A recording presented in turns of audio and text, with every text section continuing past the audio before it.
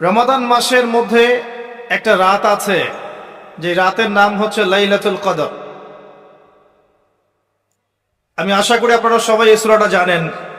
বা'দা আউযু বিল্লাহি মিনাশ শাইতানির রাজিম, ইন্না আনজালনাহু ফি লাইলাতুল কদর। নিশ্চয়ই আমি কোরআনকে নাজিল করেছি লাইলাতুল কদরে, ভাগ্য রজনীতে। ওয়া মা আদরাকা মা লাইলাতুল কদর। হে নবী মুহাম্মদ সাল্লাল্লাহু আলাইহি ওয়াসাল্লাম, আপনি কি জানেন লাইলাতুল কদর কি জিনিস? লাইলাতুল কদরি খায়রুম মিন আলফি শাহর। লাইলাতুল কদর হচ্ছে হাজার মাসের চাইতে উত্তম। এখানে গাণিতিকভাবে ব্যাখ্যা করতে যাবেন না, 1000 মাস সমান সমান কত বছর হয়, ব্যাপারটা এমন নয়। এখানে আধিক্য বোঝানো হয়েছে। হাজার হাজার মাস ইবাদত করলে যে নেকি হয়, এক রাত ইবাদত করলে সে নেকি হয়ে যাবে ইনশাআল্লাহ। এই রাতে কি হয়? স্পেশাল তানাজ্জালুল মালাইকাতু ওয়ার রূহ। এই মাসে আল্লাহর পক্ষ থেকে আল্লাহর ফেরেশতারা নেমে আসেন। কোথায় নেমে আসেন? পৃথিবীতে। তাদের সর্দার হিসেবে থাকেন জিবরাইল আলাইহিস সালাম। তানাজ্জালুল মালাইকাতু ওয়ার রূহু ফিহা বিইذনি রাব্বিহিম। আল্লাহর রবের আদেশে তারা এই কাজটা করেন। মিন কুল্লি আমর, প্রত্যেকটা বিষয়ের ফয়সালা হয় এই রাতে। আপনার আমার তাকদীর লেখা হয়েছে আসমান জমিন সৃষ্টির 50,000 বছর আগে। আপনার আমার তাকদীর লেখা হয়েছে আসমান জমিন সৃষ্টির 50,000 বছর আগে। আল্লাহ পাক সমস্ত সৃষ্টির তাকদীর লিখেছেন প্রথম দফায়। দ্বিতীয় দফায় তাকদীর লেখা হয়েছে যখন আমার আপনার রূহ আমাদের মায়ের গর্ভে ছিল 4 মাস 10 দিন বয়স। ওই সময় আল্লাহর পক্ষ থেকে ফেরেশতা আসেন, এসে লিখে দেন তার হায়াত, তার রিজিক, সে সৌভাগ্যবান না দুর্ভাগ্যবান। এরপর রূহটাকে ফুঁকে দেন, বাচ্চা নড়াচড়া শুরু করে। এর আগ পর্যন্ত পেটের মধ্যে বাচ্চা নড়াচড়া করে না। যখন রূহটা ফুঁকে দেওয়া হয়, তারপর থেকে বাচ্চা নড়াচড়া শুরু করে। দ্বিতীয় দফায় তাকদীর লেখা হয়। এরপরে তৃতীয় দফা লেখা হয় এই লাইলাতুল কদরে, যে আগামী 1 বছর কি হবে, আপনি কি করবেন। অর্থাৎ 1 বছরের বাজেট প্রণয়ন করা হয় প্রত্যেক লাইলাতুল কদরে। তানাজ্জালুল মালাইকাতু ওয়ার রূহ ফিহা বিইذনি রাব্বিহিম মিন কুল্লি আমর। এই রাতের আরেকটা বৈশিষ্ট্য হচ্ছে সালামুন হিয়া হাত্তা মাতলাইল ফজর। ফজর পর্যন্ত এই রাতে শান্তি শান্তি শান্তি শান্তি প্রশান্তি বজায় থাকে। এই রাতে আপনি যে দোয়া করবেন, যে কোনো দোয়াই করবেন, যদি আপনার রিজিকটা হালাল হয় ইনশাআল্লাহ কবুল হয়ে যাবে, যে কোনো দোয়া। এই রাতে যারা ইবাদত করে দাঁড়িয়ে দাঁড়িয়ে, তাদের চতুর্দিকে ফেরেশতারা সমবেত হন, তাদের দোয়ায় তারা শরীক হন, তাদের জন্য দোয়া করতে থাকেন। ঠিক তখনই দেখবেন মুমিন বান্দার চোখ দিয়ে টপ টপ করে পানি পড়া শুরু হয়েছে। আপনি ফিল করতে পারবেন যে আপনার দোয়া আল্লাহ কবুল করছেন। এই রাতের ইবাদতকে 1000 মাস দিয়ে গুণ করলেও কখনো সমান হবে না। একটা রাত ইবাদত করলে আপনি হাজার হাজার মাসের নেকি পাচ্ছেন। এই সুযোগটাকে ছেড়ে দেওয়া যায়? কবে এই রাত স্পেসিফিকলি বলা যাবে না, 27 তারিখেই স্পেসিফিকলি বলা যাবে না যে 21-এর রাতেই, 23-এর রাতেই বা 25-এর রাতেই, নির্দিষ্ট করে বলার কোনো সুযোগ নাই।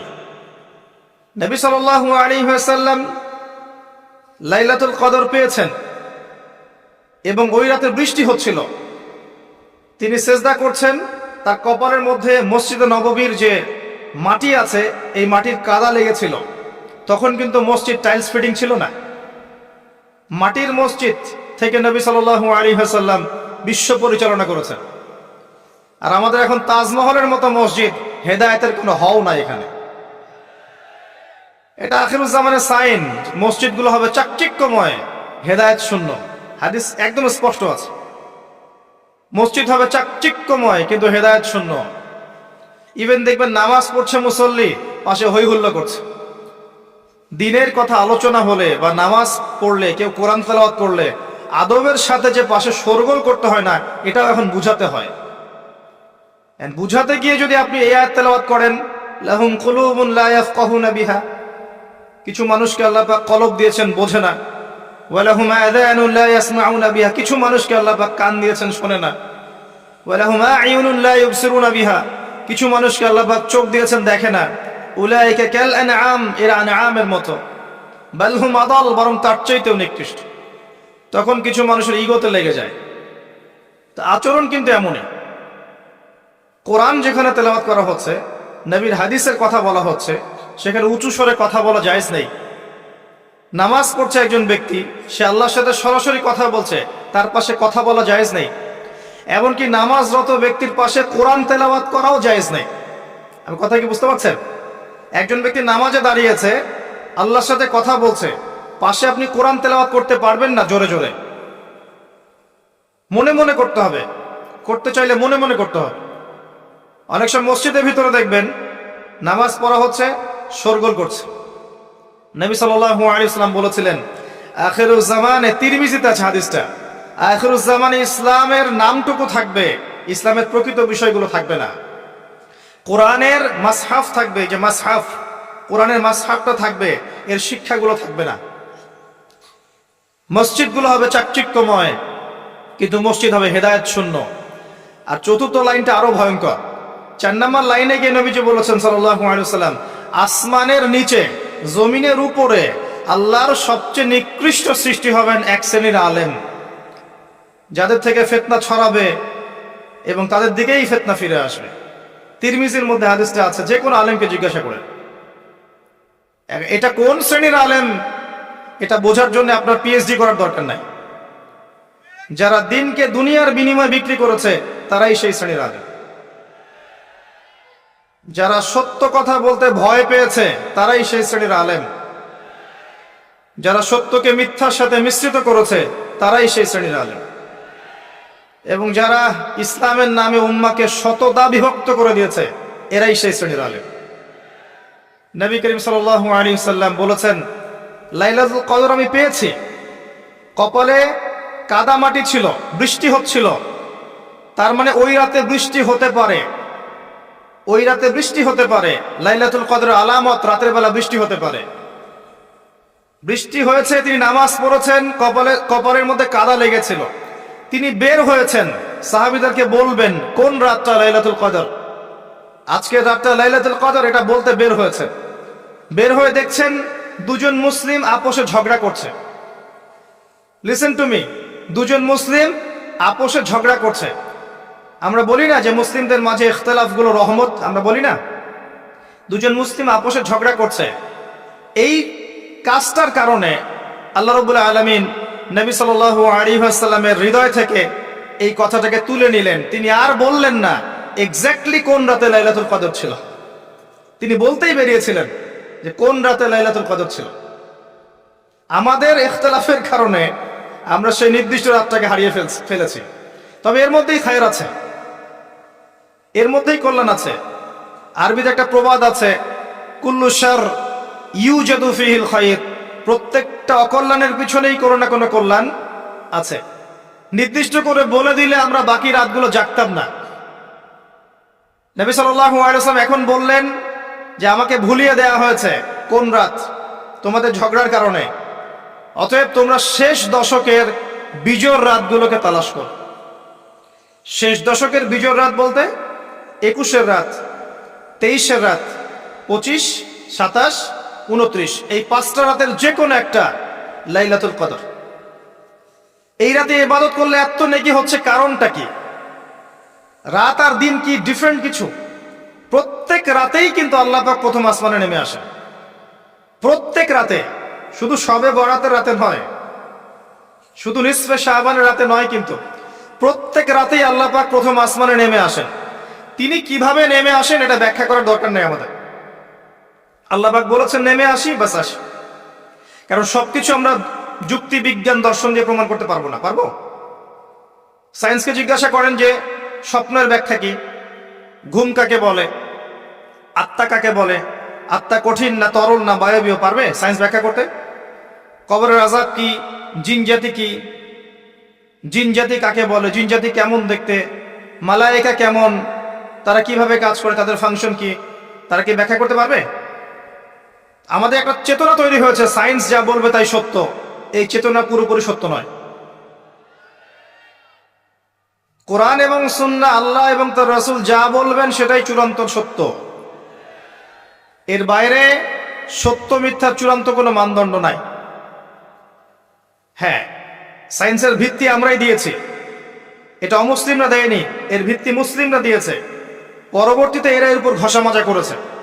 এখন সায়েন্টিফিক এবং টেকনোলজিক্যাল রেভলিউশন আসছে পশ্চিমা সভ্যতা থেকে, কিন্তু এই সভ্যতার ধারক বাহক ছিলাম আমরা। সভ্যতা এদের দ্বারা শুরু হয়নি, সভ্যতা নবীদের দ্বারা শুরু হয়েছে।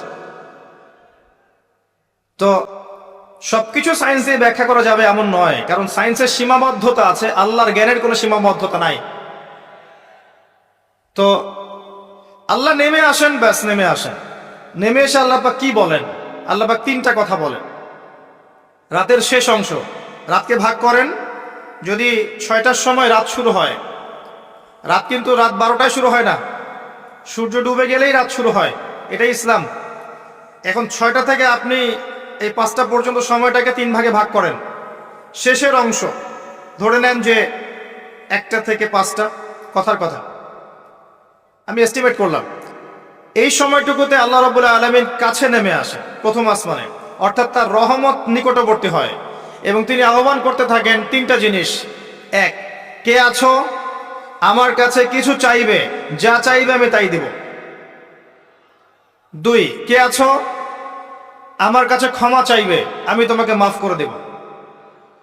3, কে আছো? কে আছো আমাকে ডাকবে, আমি তোমার ডাকে সাড়া দেব। মানে এই সময় আপনি যা চাইবেন, ইনশাআল্লাহ আপনার আকীদায় যদি শিরক না থাকে, আমলে যদি বেদাত না থাকে এবং আপনার রিজিক যদি হালাল হয়, ইনশাআল্লাহ তাআলা আপনার দোয়া কবুল করা হবে। আল্লাহ পাক প্রত্যেক রাতেই নেমে আসেন। তাহলে লাইলাতুল কদরকে এত স্পেসিফিকলি ইম্পর্টেন্স দেওয়ার কারণ কি?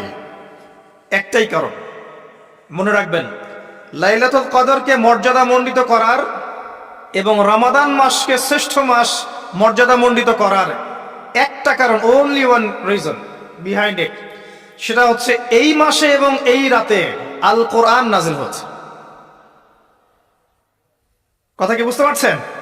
কোরআন নাজিলের কারণেই এই মাসটা মহামান্বিত, কোরআন নাজিলের কারণেই এই রাতটা সম্মানিত। ইন্না আনজালনাহু ফি লাইলাতুল কদর। আসুন সামনে যাই। নবী করিম সাল্লাল্লাহু আলাইহি ওয়াসাল্লাম যখন এই জাহেলি যুগে বাস করছেন, এই লাইলাতুল কদরে রমাদান মাসে আল্লাহ পাক কোরআন নাজিল করলেন। কি জন্য নাজিল করলেন? কারণ এই সমাজটাকে পরিবর্তন করার জন্যে, সমাজের জাহিলিয়াতগুলোকে দূর করার জন্যে নবী করিম সাল্লাল্লাহু আলাইহি ওয়াসাল্লাম প্রচন্ড ফিকির করতেন। কি করা যায়, কি করলে মানুষগুলো শিরক ছেড়ে দিবে, কি করলে সুদ বন্ধ হবে, কি করলে মাদক থেকে মানুষ দূরে থাকবে, কি করলে নারীর সম্মান বৃদ্ধি পাবে। তিনি ভাবতেন কিভাবে গোত্রীয় হানাহানি বন্ধ করা যায়, তিনি এগুলো ভাবতে থাকতেন। হেরা গুহায় বসে তিনি এগুলো ভাবতেন কি করা যায়। যুবক বয়সে তিনি হিলফুল ফুজর তৈরি করেছেন এগুলো সমস্যা দূর করার জন্য, কিন্তু পরিপূর্ণরূপে সফল হয়েছেন বলতে পারি না আমরা, কারণ তখন ওহী আসেনি। এই ভাবতে ভাবতে ভাবতে ভাবতে একদিন এক রাতে তার কাছে আল্লাহর পক্ষ থেকে কোরআন নাজিল হলো। সূরা আলাকের প্রথম 5টা আয়াত, বিসমিল্লাহির রহমানির রহিম, ইকরা বিসমি রাব্বিকাল্লাযী খালাক। পড়ুন আপনার রবের নামে, যিনি আপনাকে সৃষ্টি করেছেন। খালাকাল ইনসানা মিন আলাক, যিনি মানুষকে সৃষ্টি করেছেন জমাট বাঁধা রক্তপিণ্ড থেকে। আমরা সবাই জমাট বাঁধা রক্তপিণ্ড ছিলাম মায়ের পেটে। আজকে আমরা আল্লাহ দ্রোহী হয়েছি, কিন্তু আমরা পেটের মধ্যে এতটুকু জমাট বাঁধা রক্তপিণ্ড ছিলাম।